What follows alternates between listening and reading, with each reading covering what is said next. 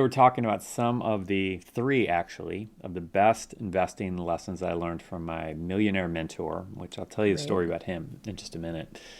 Also, in a few minutes, I'm going to show you the results, the before and after of the lessons that he gave, and as we applied them, what happened afterwards. So, going back to the story, do you remember this? A little bit. So yeah, it was about 16 years ago. It was a friend of mine reached out to me because he had a wealthy guy in his life. Long story short, he was offering to coach us on investing, and I didn't know anything about it at the time. I didn't know how to invest Yeah, and but you were interested. interested, but I knew Right. nothing. I was scared of investing. Yeah, just knew nothing. And this guy was a multimillionaire, and he was a teacher, so he was on teacher salary. And on top of that, he hadn't started investing till basically his midlife. And so I'm like, all right, well, if this could work for him, and I'm Yeah. a whole lot younger, like, why not see what he has to say? Right. So I remember going over to his house and we chatted for 3 or 4 hours, and he shared everything that he had done, what had worked well, what hadn't. And I remember taking notes, and I remember just thinking, this is a great opportunity. Like, I do not want to miss out Mm-hmm. on what this guy is sharing with me. Like, it was a really special thing. He took the time to share all this with me and my friend, and I'm incredibly grateful that he did. But today in this video, I want to talk about three of those really important lessons that he taught. And there were a bunch that day, but three really big ones that I want to share. The other thing is that you had the foresight. Like, this was when we were newly married, and I think you took a Saturday and went to go talk to this guy, and I was like, oh, can't you just stay home with me and like let's just hang out? But you had the foresight to know that if we get this, if you spend a little bit of time up front, it was going to yield great results. Yeah. I didn't have that foresight. I was a little bit annoyed by it. Why are you But wasting your time learning about this investing but stuff it actually was it when we can be watching The Office? Or what were we watching then? Was The Office on yet? probably. Maybe not. I don't know. But I mean, even still, it's like that's what so many people do is they don't have the foresight to see that if they put a little bit of effort in, like what it's going to yield Yeah. down the road. Yeah. Yeah. All right. So on to the first lesson. So the first lesson, and I will never forget this. I've been talking about this for years, but he said that there are two things that most Americans waste their money on and are essentially What are they? destroying their financial lives with two decisions that most Americans make. And yeah, and it's affected me ever since he said this. And every single time I buy either one of these two things, I'm thinking about this. It's like a loop playing through my Well, head. tell us what it is. I don't know. Now I want to keep you in suspense a little bit. All right. So the first one is cars, our car purchases in America. And he absolutely convinced me and showed me some of the numbers and gave me his perspective on this about how the way we buy cars in America, and not everybody, but most Americans, are on this new car cycle where you buy a new car, you hang on to it for 2 or 3 years, and then you trade it in, and then you buy another new car. And it's just one of the most destructive things you can do for your finances because cars are just assets that depreciate really, really quickly. And what happens is you buy this thing, you spend $25,000 on this car, and then the value of it goes down to about $15,000 or $10,000 over those 3 years. And then you buy another new one, and you just keep losing all this money real, real quickly. Versus if you buy a used car, somewhere in the 3 to 5 year range, you've already shaved off so much of that depreciation. And then if you own it for longer, a reasonable amount of time, your total cost for that car is going to be so much cheaper. Not to mention insurance prices are going to be lower. And there's a whole bunch of different factors here. But point is that cars are so important in terms of most Americans' long-term financial success. And yet it's one of those things that we just love our new nice cars. You know. And it's like, and if you can just take this one thing and just get over this a little bit, and this was something that was like a big deal, a big transition point for us, because I just got comfortable with enjoying a used car. And we haven't bought a new car in a long time, but our last, 4 cars we've bought with cash. And It's that's been not too really shabby. fun breaking out of that new car payment thing where we're always having a car payment. And so now we save up and we buy our cars with cash, and it's really cool. Yeah. And go ahead. I will say, I mean, I think there's ways around the whole new car thing where I really like having a new car. He's okay with a more broken and worn and, thing. So you can buy new older cars, like few-year-old cars that are really well kept up, Yeah. that don't have rips in the seats or stains on the carpet, that aren't disgusting. And also, a lot of times if you buy them from a dealer or just a really specific type of person, they will be so clean you'll be able Yeah. to eat off of the floor. You Yeah, know what I mean? exactly. So I think sometimes that's the idea that we have in our head. It's like, I don't want an old car because I don't want something dingy and worn out. Yeah. And while you don't mind the worn in kind I of still feel, don't want to drive a dingy car. Like I'm but not. no, yeah, our cars have been nice, is what I'm trying to say. Yeah. They have met my standard, and I like nice things. I Yeah. don't like camping. I like to be in a nice hotel. You know what I mean? And when I say nice hotel, I like a nice hotel. There you go. There you have it. I'm not trying to be Linda a brat. approves. But yeah, that's the thing, is like sometimes you have to mentally get over the idea of what you have in your mind and actually look and see if you can find something that will meet your standards, right? Exactly. Yeah.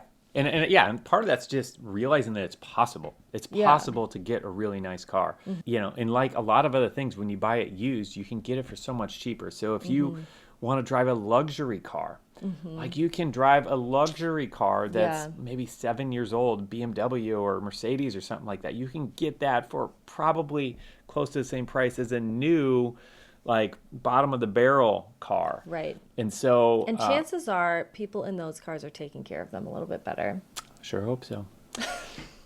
All right. So the second point that he talked about before we get, I got all these ones and twos and stuff going on here. But the other thing that he talked about that Americans are really bad with, that is costing their financial futures, is food. And basically are essentially eating out. And if you look at how many meals most Americans eat out, it's just insane. That's like a the lot. amount of money that we spend on food, and especially when we have the option to make food at home and save a whole lot more money and be healthier with it in most cases. It's just a no-brainer. Now, again, we love eating out. We love it's eating one of our out. favorite things to do. But So the answer to this that we have is not don't eat out. exactly. Right? Yeah, it's not that, but it's understand that this is where a lot of your money is going. And use it as a filter. Yeah, and just be thinking about it as you're making a decision. Right. Because when you understand, all right, a whole lot of my financial potential is tied up in this thing. Maybe I can start making eating out a little bit more of a celebratory thing rather than a every night because I just don't feel like cooking thing. Yeah.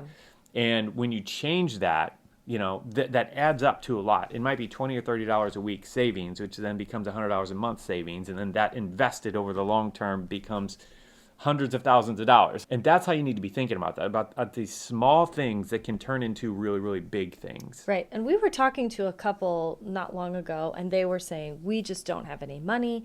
And they went through and actually looked at where they were, they had already been spending their money, and they realized they had been spending, what, $800 or $900 a month. a month on spending. And they were like, Super really tight. tight. They were willing to make humongous sacrifices because they felt like they didn't have any money. And it was like this one thing opened the door to, oh my gosh, if we only go out to eat $200 worth this next month, that will free up $600 of cash for other things, Yeah. Like just by disciplining themselves this much, but seeing the Yeah. fruit of it immediately. I mean, that's what's so exciting to me about it. Yeah, and that's essentially what we've limited ourselves to. I forgot, $200 or $300 in the budget for eating out per Yeah. month. And yeah, and it's like, and there's definitely nights where it's like, man, I'd like to go get food out tonight, but it's worth it because if we don't have that filter in place, if we don't have that wall in place, then again, we'd easily be the $800, $1,000 a month eating Easily. out. And I know there's some people. Go ahead. We have kids now that are like, let's go to Chick-fil-A. Let's go to, I mean, every time we pass Chick-fil-A, that we would just What with does them, Oliver call it? Our 2-year-old. Chie. Our 2-year-old. He's only, don't turn Wait, him what did I 3 say? yet. Is He's he only 3? 2. Okay. All right. He's only 2. Anyway, Yeah. it's pretty cute. He'll say Chie, fries. They got We're him like, trained no, already. we're not getting fries today. Yeah. But anyway, all right. So that is the first thing, the first big lesson that I took from him was do not make these mistakes that other Americans are making, or at least be aware of them so you can reduce and not make it as big of a deal. And the main reason here is because this all comes back to investing. Because if you don't have any money to invest, you can't invest. So the whole point is, if you're spending every dollar on eating out or on having a new car or any number of other things that we can be spending our money on, then there's not any money to invest. And the point is, we need some money to invest. And so this was that first step where it really helped us free up extra money to be able to invest. Well, and really, I think the idea is you're not defaulting to whatever your momentary desires are. That's good. Yep. But you are actually telling your money where it's going to go and deciding what you want to spend on these things so that you can have money for other things, right? Yeah, you're being in control. You're actually being the steward of the money. You're actually managing it, making decisions about it, rather than just letting your flesh in the moment decide where it's going to go. Right. You know what I mean? Because there's a lot of people who have said, well, I don't have time to do a budget, or I don't have time to fill in the blank. When in actuality, you're spending just as much time on your money than probably more than Bob and I are. The difference is we are telling it where to go, and people who are not using any of these strategies are spent time burdened by it and worried and freaked out by it. Reactive. There's reactionary things that are happening. But yeah, the point is, like, we're all spending money or spending time managing our money one way or another. It's just a matter of, are we cleaning up messes? Are we doing this, or are we doing it proactively? Right. And I think you would agree it's a whole lot more fun to do it proactively. Well, it's just less stressful and not... I just feel way less stressed out, which to me is a big selling feature. Completely agree. So anyway, all right, on to second big investing lesson that I learned from my millionaire mentor, which is when it comes to investing, the downside potential, there's a floor. It can only go down to here. So if I invest $100, I can only lose $100, okay? But that $100, there's no limit to how much that can grow. It took me a while to understand that because I just didn't want to lose any money. So if I invested 100, like, I don't want it to go down to 90. I'm really, nervous about that. I don't want it to go backwards at all. And I definitely don't want to lose it all. But you have to offset that risk with the upside potential and realize what's possible beyond that. And when you understand that, that changes the game, because then it becomes like a numbers game. So I remember reading a sales book many, many years ago. It might even been by Zig Ziglar or something like that, where he talked about, and I was never a door-to-door salesman or anything. Honestly, I've never really had a sales job. But he talked about, if you're doing door-to-door sales or cold calling or any of this stuff, like, you have to count your no's, he said. And so basically what that means is it's a numbers game. Like, 1 out of every 10 people are going to say yes. And so instead of getting discouraged that 5 people in a row said no, you just keep counting those no's, because on average, 1 out of every 10 is going to be a success and say yes to you. And that gives you some encouragement, because, you can sit there while you hear no, no, no, and it's like, man, this is terrible. But you realize you got to believe and understand you're getting closer to that yes. Yeah. Exactly. And so it's the same way with investing, and this is how I've looked at it when I'm investing in a particular stock, without getting all into details here. I have 2 different kind of fundamental approaches here. One is the really secure long-term approach, and then with a small percentage of our investing, we invest in some stocks and some more speculative stuff. And with those stock investments, that's how I'm thinking about this. I know some of them aren't going to pan out, and some of them might even lose everything. Like, I've had probably 2 stocks I've invested in where we've lost basically everything in it. Krispy Kreme. We didn't lose everything in Krispy Kreme. We lost almost 98%. I've had like some decent failures with some stocks, but we've had some wild successes. Like, the biggest one being 34x return on our investment, in which, again, so you can lose 100%, or you can go up 3,400% in this case. That's what it was.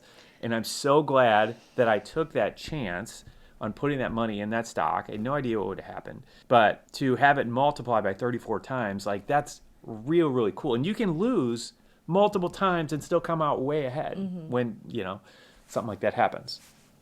That's great. The 34 times investment is probably made up for what we've lost. Oh, yeah. Absolutely.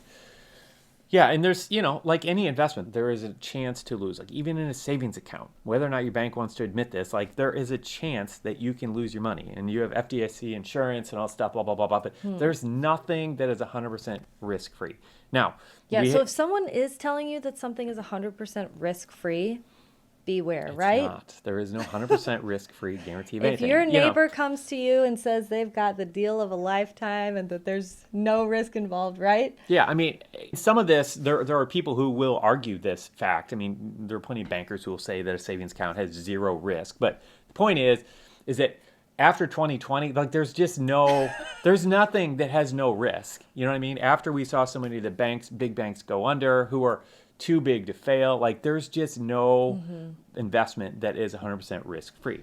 So with all that in mind, like you have to understand that your money is being invested somewhere. Like you're putting it somewhere. So you're either putting it under your mattress, you're putting it in a savings account, you're eating it, you're putting it on your body with clothes you're buying, or you're putting it in something that might have a little bit more risk, but has a really big upside potential. So my point in all this with this lesson for me was that once I understood, it's not like it can go down just as far as it can go up, but there's a cap on how far down it can go. But then the limit on how high up it can go, there's no limit. And when you see it that way, that's really encouraging. And I don't know, it just changed the game for me on how I think about investing. That's great. All right, and the third lesson that he taught me that really changed a lot for me is like I just alluded to a little bit, but to start by building a really solid base foundation of low-cost index funds, long-term investment that is very predictable, that has a high likelihood of growing at a predictable rate to really build the retirement savings or whatever the longer term financial goals are. And then on top of that, once you have that in place, then set some money aside to do some of the more aggressive or speculative investments. And that's some of the stock stuff I was talking to fell into that category. And understanding that and approaching it that way is just a much safer way to invest. And it's also, again, one which you can sleep at night a whole lot easier. Because there's a whole lot of people who don't know what they're doing investing right now, who are running into the most speculative things, cryptocurrency being one of them, or day trading stocks or options or something like that, which are all things where it's like, I'm not against doing them, but it should be a small percentage of your portfolio. It should not be, this is the first investment I ever make, is in this crazy unknown cryptocurrency that no one knows, that somebody just made 100% return in 2 days yesterday. Like, it's just... It's really risky, right? Yeah, and I think that's the thing. It's if just someone not wants to do that, they just need to know the risk involved, right? Yeah, and I think that's fundamentally it, is that if you're doing it, just understand the risks that you're taking, and that if it goes up that fast, it can come down that fast or faster. And so that's my biggest hang up, is I'm seeing way too many investors who don't understand that. And they think, I'm just going to invest in this, I'm going to get rich, and don't even understand or comprehend that there is a downside potential and that it's actually really, really big. So that's why I love laying this really solid, thorough foundation of much more stable investments, long-term investments as your base. And then on top of that, if you want to do some more speculative things, go that route. Gotcha. Very helpful. And yeah, just for illustrative purposes, I want to show you this chart. I decided to put this together. I wanted to see what happened after I started doing my Millionaire Mentor taught me. And so I took the 10 years before and the 10 years after, and I'll just go ahead and show you how that played out. So as you can see, I'm really glad that we started investing. This has worked out really well for us. I'm really glad I allowed you to start investing. That was really good on my part. I'm glad that my wife and I came into an agreement that she allowed us to take some money that she would have spent at the mall for us to start investing. It was a really good decision. I'm glad we did it. Me too. Yeah. So over the years, I've been getting more and more questions about investing. And so what we did in April is we started building out our first investing course because we were having so many people ask about it. And I'm really, really excited. We had our first batch of students go through in April and May, and then we just opened it up again for fall enrollment. Yeah, if this is something you want to do, if you want to get started investing, like we designed this course specifically for beginners and intermediate investors. So we go through step by step down to the buttons to press, how to make your first investment on this more stable long-term approach. That's great. So for someone like me, it'd be great. Perfect for you, because we literally show you what to do, what website to go to, what buttons to press, everything we can possibly show as step by step as possible. And then after that's in place, the plus package of the course, we go into some of the more advanced stuff. And these are a lot of lessons that I learned from my Millionaire Mentor of how to actually pick a stock and basically the exact strategies that we followed to pick that 34x return winning stock. We had another one that was 27. We've had a whole bunch of others that were beyond 10x. But the goal is, we call it the course 10x investing. And the goal is to get to that point where you have an investment that will yield 10x. And the cool thing is even the base foundation, the really much more stable and secure and predictable investments that we talk about, the low cost index funds, over a long enough time frame, for most of us, that turns into a 10x investment as well. So the point is, everything in the course, hopefully should be able to yield some really great returns over a long term. And anyway, so yeah, we'd love to serve you with this course. So if it's something you're interested in, you can just check out the course at seedtime.com/10x. We'll have a link down below. You can check it out. But the bottom line is, my encouragement to you is to get started investing if you aren't already. There are a lot of different ways to get started. It's not that difficult, but if you want help from us, we would love to be able to help you with this course. So if you have any questions, you can shoot us an email or you can send us a direct message. Shoot Bob an email. Shoot Lynn an email. And we'd love to talk to you about it further. But that's all for today. Have a great rest of your day.